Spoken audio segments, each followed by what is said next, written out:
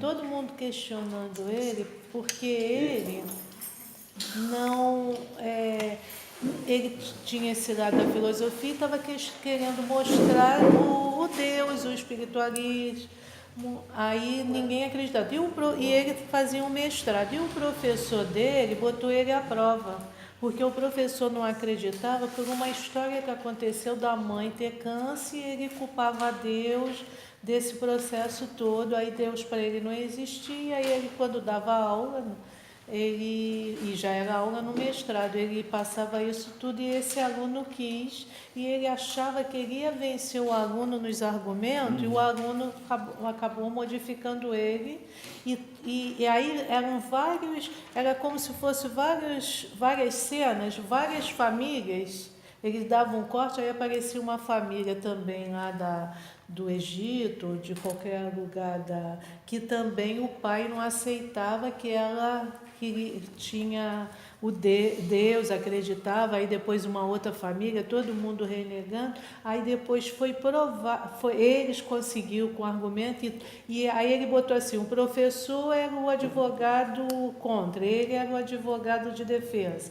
E os outros alunos era como se fosse o júri no final, os alunos, eu estou resumindo do resumo, os alunos disseram que ele estava certo, Deus existia assim, tinha transformação, essas coisas, muito interessante. Então, o que diz?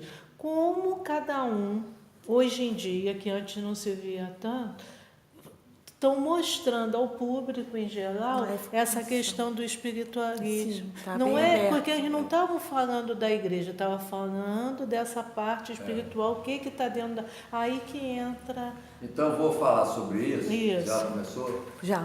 Então, nós temos que falar que o encontro do Primaz é para todos virem aqui pessoalmente, na ordem, né, para a gente debater, cada um traz sua dúvida, até pode trazer sua contrariedade com qualquer ponto, com qualquer palavra, porque a finalidade é exatamente o esclarecimento, né? Então vamos falar agora entre Deus e religião. Então são duas coisas diferentes. Religião é feita pelos homens, nunca por Deus. Então cada religião vai ter o seu próprio entendimento da maneira de ver Deus. E religião vem de religare, né? Que é o significado de ligar, de religar, de se conectar, né? Então chama-se de religião. E isso é logicamente uma questão mística. Tudo que é místico está ligado a Deus, a forma de ver Deus. Então, as religiões, cada uma seguiu um caminho diferente da forma como via. A gente tem as religiões politeístas, que via Deus em alguns aspectos, dividindo Deus, né? Deus do fogo, Deus do sol, Deus de tudo. Cada um tinha um Deus da água, Deus do trovão, e vai por aí afora. Quer dizer, as diversas religiões ao longo da história da humanidade, né? Mas o conceito que a gente aqui tem de Deus é a fé consciente. Porque quando a gente tem uma fé dogmática, você estabelece que algo é Deus, ou seja, um ser separado do todo, o próprio conceito de Deus fica incongruente. Por quê? Porque a palavra Deus é um adjetivo, Deus não é um substantivo. Então, Deus é a qualidade da força maior. Então, quando você fala isso, automaticamente você vem com um conceito de totalidade, porque qual é a força maior? É a que engloba tudo. E o que engloba tudo? O que é totalidade? A gente não sabe verdadeiramente, mesmo porque existem inúmeras dimensões cósmicas. E isso por Max Planck, né, que inventou a física quântica, ele começou a observar os universos pelo pensamento, pela maneira e aí ele começou a fazer esse estudo e viu que há um desdobramento transcendental entre as dimensões, e que aí ele deu aquela Você pega um átomo e cria um universo daquele átomo. Então, como são infinitos átomos, nós temos infinitos universos. Mas tudo isso está num único ser que é Deus. E esse Deus tem inteligência. Você observa que os planetas funcionam dentro de uma norma. O corpo humano é uma verdadeira engenharia divina. Né? Como é que você pode, mas já viu que até hoje a ciência não sabe tudo do corpo humano. Não sabe. Ele que está estudando Somente medicina o sabe cérebro. disso. Não sabe nada, ele sabe o basicão. Mas volta e meia estão descobrindo uma nova, o gene na genética. Né? Agora a genética já está na fase da epigenética e agora já tem uma turma estudando genes que eles consideravam genes adormecidos, mas que tem uma ligação com o espiritual, com o etérico. A gente nem pode falar espiritual, mas é etérico. Energias que vêm de outras dimensões. A gente aqui fala muito em energias sutis, como o Prano Forte Kundalini, aquela palestra sobre o Tantra Kundalini Yoga, né? Não sei se vocês já viu? A palestra do Subnaval, em que ali se mostra claramente os nadis que nós temos, que são canais sutis. Por que é sutil? Você tem o sutil e tem o sutilíssimo, quer dizer, num padrão dimensional muito maior. E aí é que a gente começa a perceber que tudo tem a ver com os padrões de vibração. Aí você tem escalas vibracionais. Isso é o que a gente vê pela física e começa a entender Deus num plano realmente consciente e não a fé dogmática. A fé dogmática, o fulano é Deus, acabou. Aí você já estabelece, né? Tem umas religiões, cada um é um Deus. Esse é o Deus, outro é o quê. E aí você começa a tirar Deus de você. Deus está lá e eu estou aqui. Aí é uma contradição em si mesmo. Porque nós fazemos parte desse todo. Nós fazemos parte dessa engenharia, que eu chamo de engenharia divina, né? Então, Deus somos nós também. Não existe um que é mais Deus que o outro. Existe nós num plano espiritual, que aí já é a individualidade de cada um ao longo da sua roda de encarnações, que evolui mais do que o outro. Ou seja, você vai ao longo das suas encarnações e no cumprimento da lei do karma, né, que é a causa e efeito, não é castigo, você está sempre buscando um aperfeiçoamento e vai melhorando, e vai entendendo de outra maneira, e vai tomando tombo, e vai aprendendo, e vai assim, até que você chega também a um padrão de vibração mais elevado. E aí tem o determinismo de Deus. Essa engenharia, ela nos diz que todos nós temos um pé lá juntinho da vibração divina. Só que a gente, por um processo, que aí a gente não é Deus para dizer por que é assim, e as pessoas questionam. Por que é assim? Por que eu tenho que sofrer para evoluir? Eu não sei, você tem que perguntar a Deus, não é para mim. Porque se eu responder, eu vou te estar tirando onda de Deus. Quer dizer, eu, Deus total. Né? Eu sou Deus, tenho todo o conhecimento do universo, e esse conhecimento desperta, mas eu não tenho ele pronto a hora que eu quero. É a hora que eu sou convocado.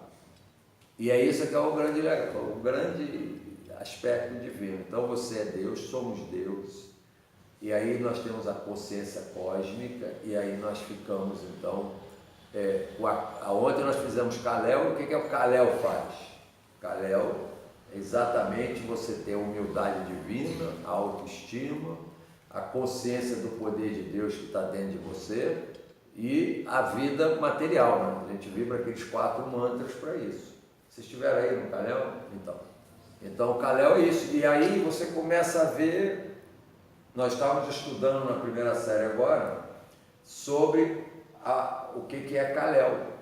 Kalel, depois você vai chegar lá, nós temos inúmeras apostilas sobre a sabedoria esotérica de Kalel. E o Kalel é muito mais do que aquilo que a gente fala naquela sessão de Kalel. Então, ele traz ali um conhecimento que eu não passo por muita coisa, porque não vai complicar a cabeça de todo mundo, o entendimento de Kalel do verdadeiro Cristo, entendeu? Kalel é a transfiguração dos reis magos. Isso que é essa metáfora, essa alegoria que a gente tem aí, né, de reis magos. Né? Não faz sentido você entender aquilo como uma realidade concreta. Não tinha internet, não tinha WhatsApp, não tinha nada para já saber que Jesus ia nascer. Como é que você tem 3 reis que vêm, não sei de onde, de longe, para o nascimento de Jesus? Quer dizer, aquilo, óbvio, é uma alegoria. E é uma alegoria para demonstrar que o Cristo é o Sol. Por isso que ele é chamado o astro-rei. É o Sol. É o Sol que é a luz e a vida. Isso é a pura natureza divina. Então, quando se fala nos 12 apóstolos, na morte e na ressurreição ao terceiro dia, você percebe que existe o ciclo zodiacal, que são 12 ciclos, né, e signos zodiacais. E quando chega no último, o Sol entra em eclipse.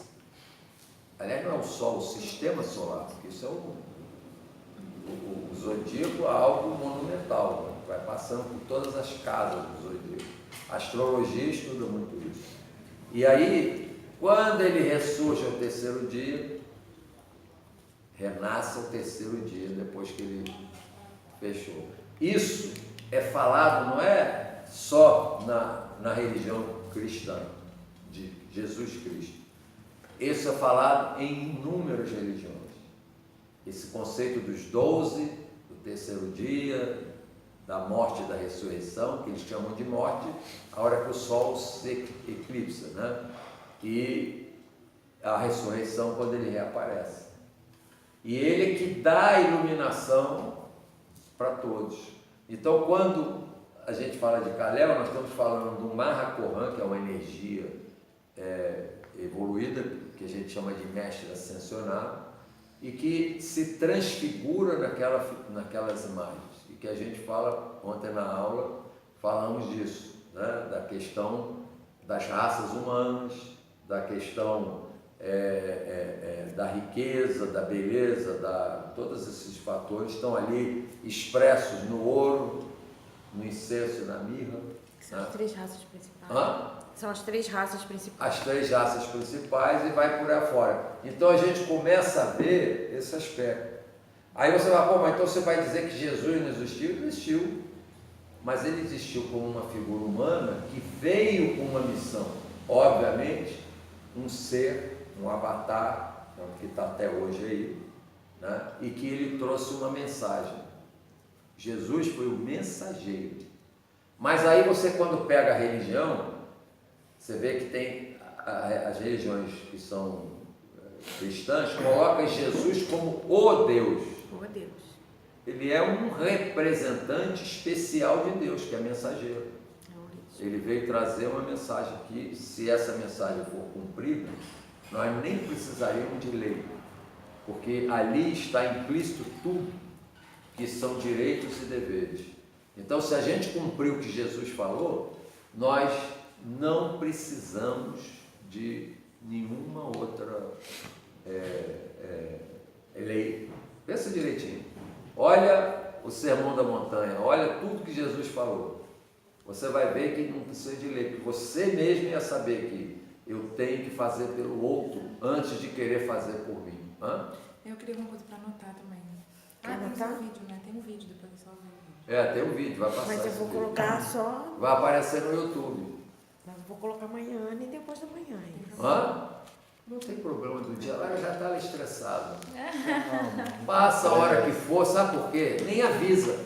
Nem avisa, olha só, nem avisa. Sabe por quê? O mérito dela é buscar, procurar. Aí ela vai encontrar os outros vídeos que servem para ela. Hã? Eu tenho visto. Então é isso. Então, o que eu quero dizer? Você vai entender que a divindade está em cada um de nós. A divindade não é o fulano, o transicano, Maomé, não sei quem, Moisés, blá, blá. Esses são mensageiros. Eles vêm para trazer uma mensagem. Mas Deus somos todos nós. É a total, tudo que existe em todas as dimensões é Deus. Nós não podemos imaginar Deus que esteja lá e eu estou aqui. E quando a gente fala em procurar Deus, falar com Deus, é conexão. Deus está aí, né? Você conecta se quiser. Você tem uma televisão em casa? Tem uma televisão em casa? Quase todo mundo tem. Hã? Não, então. Quase todo mundo. Aí eu te pergunto, você chega em casa, a televisão vem atrás de você? Não, eu que tenho que ligar. Você não tem que fazer porque antigamente a gente tinha que levantar. Eu sou contra o controle remoto, porque fica todo mundo preguiçoso. Na minha época a gente tinha que levantar, mexer no botão e às vezes Eu não também, funcionava na minha direito. também. O quê? Quando era criança. Não tem Você é tanto tempo novinha, pegou. o controle. Ela não sabe o que está falando. Nessa época era aquele controle que era de virar assim, ó, e às vezes saía do prumo, era um problema sintonizar. Aí o que acontece? Você, hoje com o controle remoto. Aí eu te pergunto, agora é você que vai falar, deixa ela falar agora. Não, quero não. Qual é o controle remoto para falar com Deus? A fé. Óbvio que você tem que ter fé para Aí Deus. Nos conectarmos. A intuição. Silêncio. Hã? A meditação? Fala. Ela está Não, caladinha cada um- ali, não fala nada. Cada um Fala tá você dando- agora, que agora eu quero ver o que é, o que ele vai verdade, falar. É só falar, não tem regra. Tem uma regra. Não é meditar, é se É conectar, no silêncio. meditar. Ao É o meditar a amor, gente é o vai. amor. Hã? Ah, o amor.